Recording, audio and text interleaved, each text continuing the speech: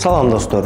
Кирип келген жаңы 2023 жылыңыздар менен Сокол Медиа маалымат агенттигинин жана өзүмдүн атыман чын жүрөктөн куттуктайм. Биз бүгүн өтүп кеткен 2022 жылдын кызыктуу, орунттуу окуяларына көз чаптырабыз. Саясий, экономикалык жактан алып караганда оор жыл болгону менен спорт аламында жемиштүү, ийгиликтерге толо жыл болду. Кыргызстандык спортчулар эл аралдык мелдештерден жалпысынан 500дөн ашык медалды өлкөбүздүн куржунуна салды. Алардын ичинде Бразилияда өткөн жайкы сурет олимпиадалык оюндар, Азия балдар оюндары, Түркияда өткөн 4-чү дүйнөлүк көчмөндөр оюндары, АКШда өткөрүлгөн дүйнөлүк олимпиадалык эмес спорттордун биринчилиги, Түркиянын Коня шаарында өткөн ислам шериктештиги оюндары жана бир нече спорт түрүнөн Азиянын жана дүйнөнүн чемпионаты. Эң көзгө толумдуу, ооз көптүрүп айта турган жеңиштерге токтолсок, өлкө тарыхыбызда алгачкы ирет күрөш боюнча дүйнө чемпионатында Акжол Махмудов жана Жоламан Шаршембеков биринчиликти багындырды.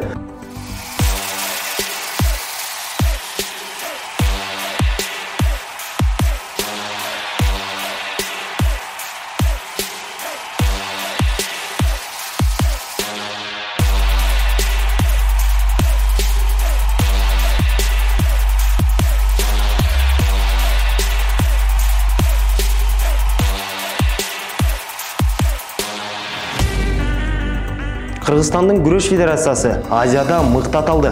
Жогоруда аталган эки балбаныбыз тарых жаратуучулар номинациясына татыктуу болушту. Кыргыз элинин сары кызы Валентина Шевченко UFC уюмуна 7-чи рет чемпиондугун коргоду. Алдыңкы ондукка кирбей калгандыгы коомчулуктун кыжырын келтирип, уюштуруучуларга бир топ сын айтылды. Эрежесиз эр уруштун айланасында жагымсыз дагы окуялар орун алды. Буга чейин UFC уюмунда Кыргызстандын намысын коргоп келген коомчулукка Атаман Кайман аты менен таанымал Рафаэль Физиев орун алган чуулгандуу окуялардан кийин өлкөнүн желегин алып чыгуудан баш тартты. Футбол боюнча улуттук жана 20 жашка чейинки курама Азия кубогунун финалдык бөлүгүнө чейин жетип барышты жана жылды ФИФАнын рейтингинде 94-чү болуу менен жыйынтыкташты. Бокс спорту да сенсацияга толо болду. Токмоктон чыккан Дмитрий Бивол WBA уюмунда чемпион аталып, жылдын мыкты боксеру наамынын ээси болду.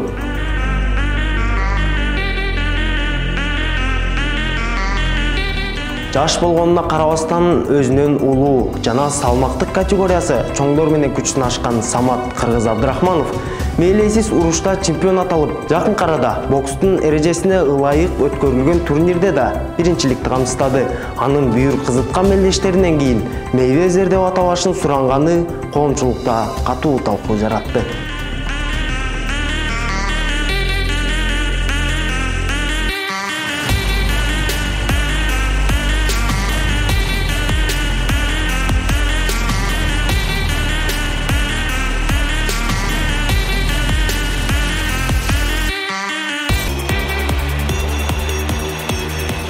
Волейбол оюнунан дагы барган сайын кызыгы артып, Азияда жарым финалга чейин жетип барышты. Ал эми дүйнөлүк көчмөндөр оюндары эң жемиштүү маареке болуп калды. Командалык жадыбалда Кыргызстан 1-чи орунду камсыздап, көчмөндөр оюндарынын негиз салуучулар экендигин дагы бир ирет далилдеди. Курама 103 медалдын ээси болсо, анын 40-ы алтын.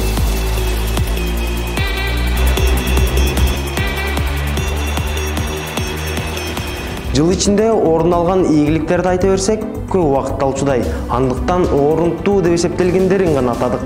Барган сайын спорт тармагында алгылыктуу иштер көбөйгөнү айтпасак да белгилүү. Кийинки жыл мындан да ийгиликтүү болот деген изги тилек менен көрсөтүүбүздү жыйынтыктайбыз. Сиздер менен мен Болотбек Исабек болдум.